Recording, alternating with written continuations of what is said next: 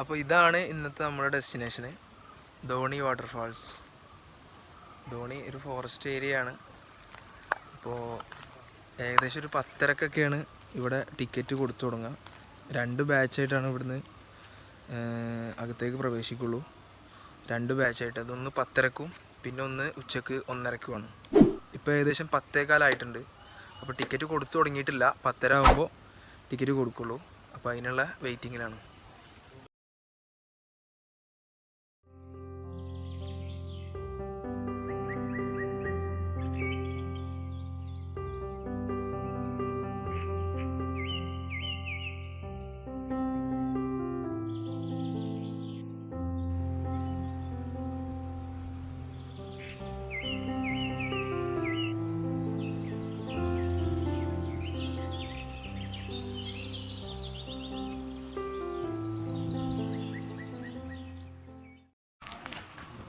ഈ വഴിയിലൂടെയാണ് നമുക്ക് നടക്കാനുള്ളത്. ഏകദേശം ഒരു 4-4.5 കിലോമീറ്ററോളം ഈ വഴിയിലൂടെ നടന്നിട്ട് വേണം നമ്മൾ വെള്ളച്ചാട്ടത്തിലെത്താൻ.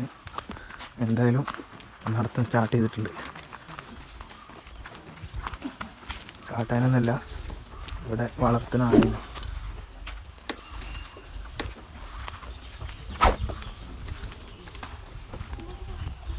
അപ്പോൾ നടത്തത്തിലുള്ള ബാക്കി വഴികൾ കാണാം.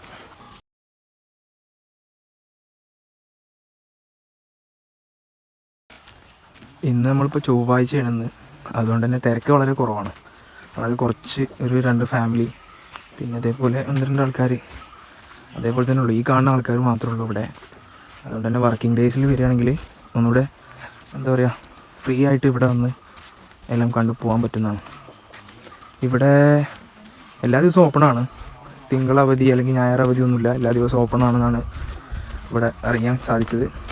അപ്പോൾ വർക്കിംഗ് ഡേയ്സിൽ മാക്സിമം വരാൻ നോക്കുക. ബാക്കിയുള്ള ദിവസങ്ങളിൽ തിരക്കാവും.